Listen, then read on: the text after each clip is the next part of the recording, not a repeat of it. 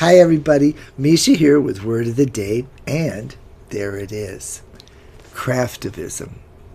What does this noun, craftivism, mean? Well, it refers to a form of political and social protest and activism in which women, primarily women, use what have been historically considered feminine skills, feminine crafts, sewing, embroidery, crocheting, quilting. And it's part of an overall philosophy called slow resistance, and is used often in situations where it's dangerous to go into the street with aggressive protesting.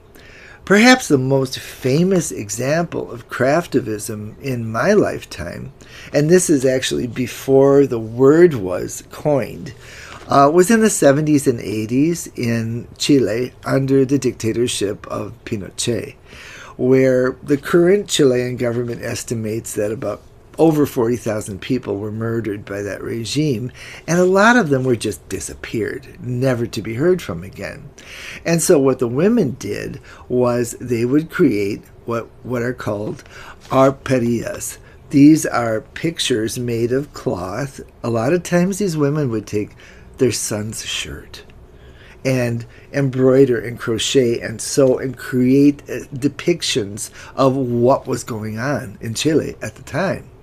And it was worth your life to get caught with one of these things. They actually had to be smuggled out of Chile in diplomatic pouches. That's how dangerous it was. Okay, so today, how can we use this word? Oh, well, where did it come from? 2003, Betsy Greer coined this word, craftivism. And then later she actually wrote a book called Craftivism, The Art of Craft and Activism. Even though the word wasn't coined until recently, the activity has gone on forever. Well, a long time anyway. Excuse me.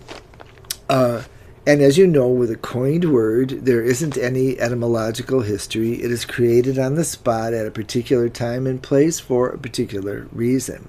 How can we use this word, craftivism, today? How about this? Historically, one of the periods in our American history where craftivism played a big role was the abolitionist movement before the Civil War, where women created quilts and then sold those quilts to support abolition activity. Those quilts were created by free black women, by enslaved black women under the noses of their oppressors, and by white women, many of whom were Quakers. And just an aside, if you want to be on the right side of history, do whatever the Quakers are doing. They're always on the right side of history. Okay, now let me give you a couple of sentences using craftivism.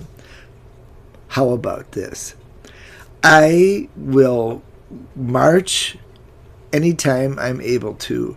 I will engage in political activism, but I am a no-talent slob when it comes to craftivism.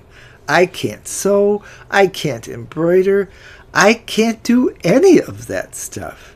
And when I try, well, you just don't want to know. Okay, so if you yourself are interested in craftivism, however, I have put a couple links below.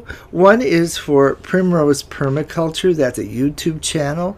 I have learned so much from this lady who's in Portland. And also, there is a global group called Craftivist Collective on Instagram that you can also follow. There's even groups called Knitters Against Fascism. Don't you love it? Go out there and use that word and maybe become a craftivist yourself. And in the meantime, if you want to read while you're crafting, excuse me, don't buy books from the big boys anymore because they are being bad in whom they are supporting. Let's support independent booksellers. If you want to buy a book like this, for example, Hitler's Niece. This is the true story of Hitler's niece. The poor thing was, Hitler was obsessed with her. She ended up committing suicide just to get away from him. And it just goes to show you, looking around at what we see right now, as the Bible says, there is nothing new under the sun, is there? I will see you later.